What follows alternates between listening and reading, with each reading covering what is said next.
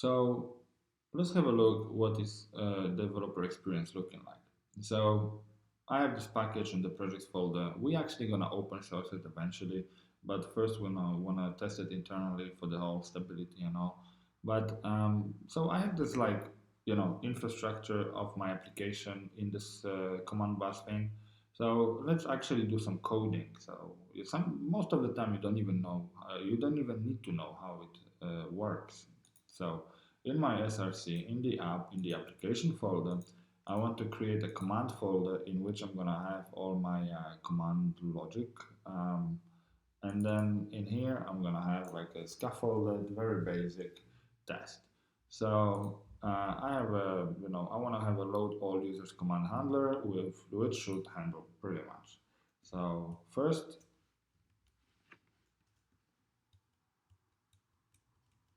I want to create a spy on the user state. Then I want to handle, on the handler, I want to handle the command. And then I want to, make sure that the user state that's injected in the handler calls the load all users. So this is like the signature of what should happen in the, of course there should be a lot more things. Maybe I should actually fetch the users from uh, the handler itself, but for now I just want to like do the bare minimum just to like inject that in my application, and then eventually I'm going to refactor it. So the first step is to make the test fail. So this will totally fail. I mean, this will not even compile my test code. So what's next? Well, I need to make sure that I set up the before each and the test bed. Why? It's because all this stuff is based on injectables. So I don't want to just naively create a handler new by calling new on it. I want to actually make sure it works with Angular and Universe and like in general. So in that way, I want to always have some test bed. So whenever I do like application layer testing, I like to use the test bed for this. If I do like the domain or models and stuff, I don't need that. Here we go. So definitely I would need the command bus. Well, sort of. I actually didn't need so much, but I like to have it because later I can expand it for acceptance testing as well. So I will have the handler, and then the handler will get injected from testbed. Then also I need to provide that handler actually. So as I already mentioned, it will be the command handler injection token, and then I'm gonna use the class that I'm gonna create, and then I'm gonna use the multi-true. So I also need to provide the state, and in order to do it, I need to inject it from my testbed. Well, I don't have anything like this, so let's create it. So that would be normally a case, but our state requires things like the internal initial state in it. So I have to do a little bit of a heavy lifting, but this is pretty normal from the previous videos. And then that's it. So that itself is a full test. So let's go through it. I want to set up this stuff, and then I want to spy on the state load all users. I want to handle the command, and then I want to make sure that the all load all users on the state was called. And that's good for now. But a lot of times people will tell TDD is slow. TDD makes me write a lot of more code. Well, actually, I don't agree totally. Like it's not working this way. It's super junior argument. Yes, I wrote that code right here, but now I'm just gonna copy paste it to my module. I mean, I'm not gonna write it again. I'm just like first I write this in my test, and then I either create my production code from my test, from my IDE, or I just simply copy paste that code, like some parts of this code, in my modules and stuff. And actually, I write it only once. It's just that when I copy paste it, it's in both places. I've just generated these two classes. So let's have a look. So first I need the handler. So in order to do the handler, it needs to be injectable in the root. So what I need to make sure is that it actually implements the command handler interface. And command handler interface is this this handle method that is void and has a command. And then the command is actually the load all users command. And then once I have this, I need to have also a constructor, like in my test, to have a provider for the state. And then I also want to make sure that I call this one. It's pretty good, except that I need this load all users command. So let's go ahead and generate that. Here we go. Load all users command needs to extend the domain command, and then it needs to tell which handler class it is on. And that's it. That's pretty much it. I mean, well, there's tons of benefits of doing that. It's like this. Now my UI can change anytime. I can move the buttons from left to right and change them anywhere. But my business logic and like the logic that deals with coordinating all my states and services and domain is actually also in one place, so I can work in parallel. Let's have a look what we have. So let me run that test, and that should be pretty much passed. So yeah, I mean, this concept of decoupling your application from the UI is very powerful. Like you can start building pretty like the next gen generation applications. It's pretty much like helps you with tons of stuff, and it's super flexible, and it also lets you test very nicely. So yeah, let's get to the next stage. Next step is the refactor. Um, so what we can do? Well, a couple of things I don't like, and it's this provider state. I mean, it's pretty ugly, and I have to have this dependency all the time. I could like interface, so I could dependency inversion it and pretty much like use the interface on the user state, and then have like I don't know, loads all users or whatever. But it still doesn't solve the problem. Like I know the state is there, so let's have a look at the state itself. And as I mentioned like several times, it's doing way too many things.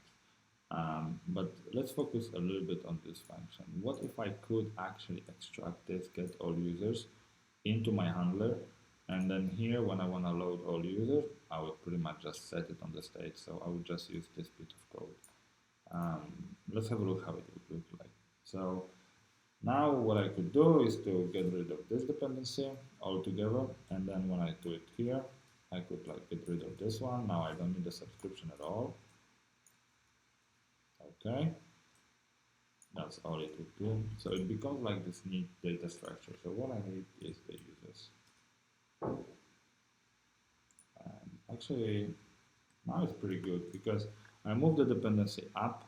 So now my state doesn't know about like how it actually gets the data from like source of truth, but it knows how to set it and how to actually reduce it. So it has a one less responsibility, which is always good. So how do we code it actually? Well, the best way would be if we can, of course, like remove it from here as well, and then don't have a dependency of like have a dependency of getting the users first. So let's see how we can do it. We already have a get all users stub provider, so it's just a stub that actually mimics that interface, so we can use it. So let's go ahead and do it. So in here we want to say, okay, give me gets all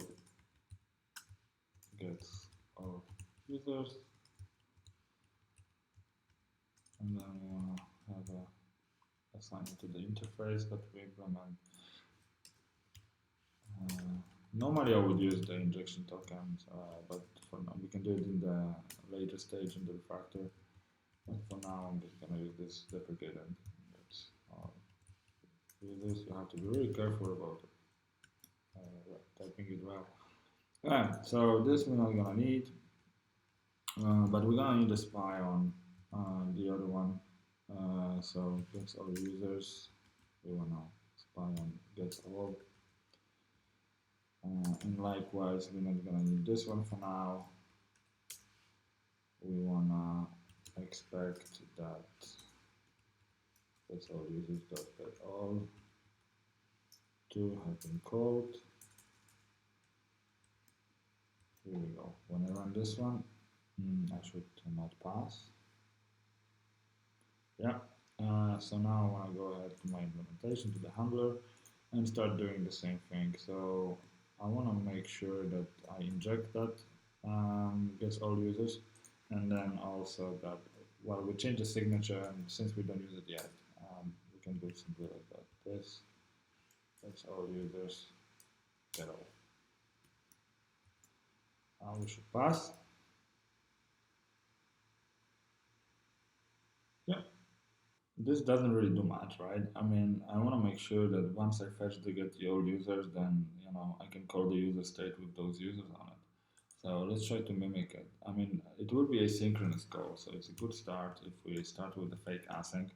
The reason why I want to use fake async and not this done and all this stuff is because analogically, like if you look at the state spec, I didn't need the fake async here is because it's pretty like sequential. So first I want to get all spies, then I want to load all users, and then I can actually subscribe to some sort of observable.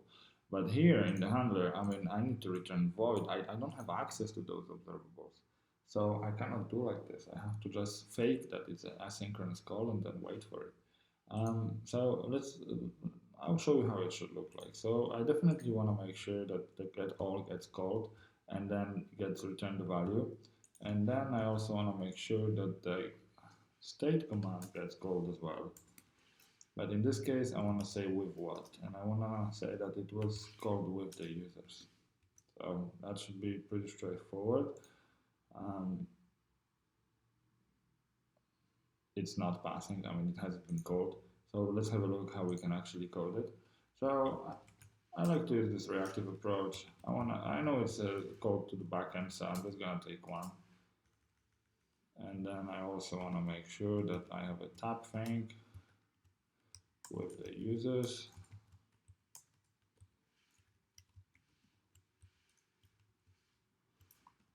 Array of user model. And then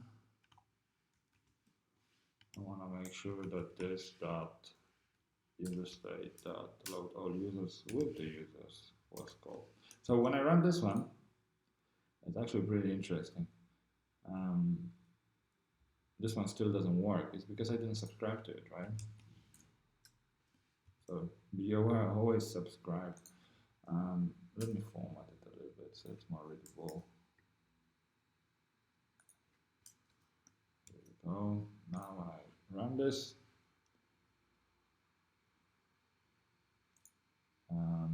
I'm still failing, which is pretty funny. I think it's a comma situation again. Let me rerun it.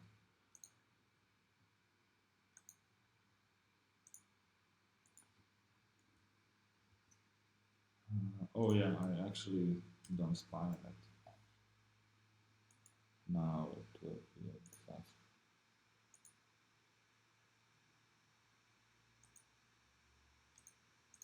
Let's try. So we spy on the user state, and then we say that it should be called with those users that get fetched from the get all. Looks pretty decent. Let me see if I didn't miss something.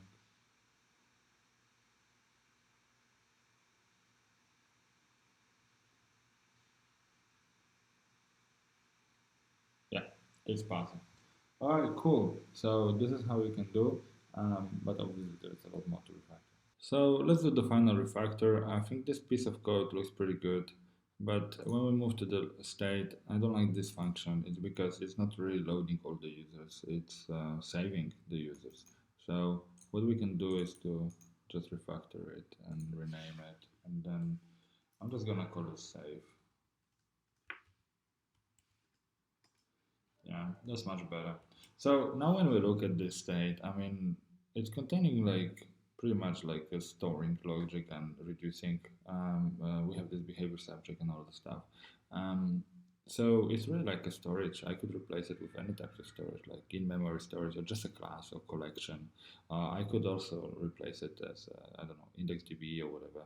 So the only problem is that actually my components now have a dependency on this. So this is the last piece I want to be doing, removing those dependencies from my state in my components. But that's going to come in the next video or in the next series of the videos. So I hope you enjoyed it. I hope you can see now how can you actually decouple the command part of your UI from the state and from the application. Now the next part is going to be talking about how can we actually decouple the read part So we're gonna stay tuned for this. We're gonna talk about it, and once we finish this, this will be like the full overview of task-based UI, and I hope you're gonna love it. I hope you enjoy it. Please leave me the comments, and I'll be more than happy to help you.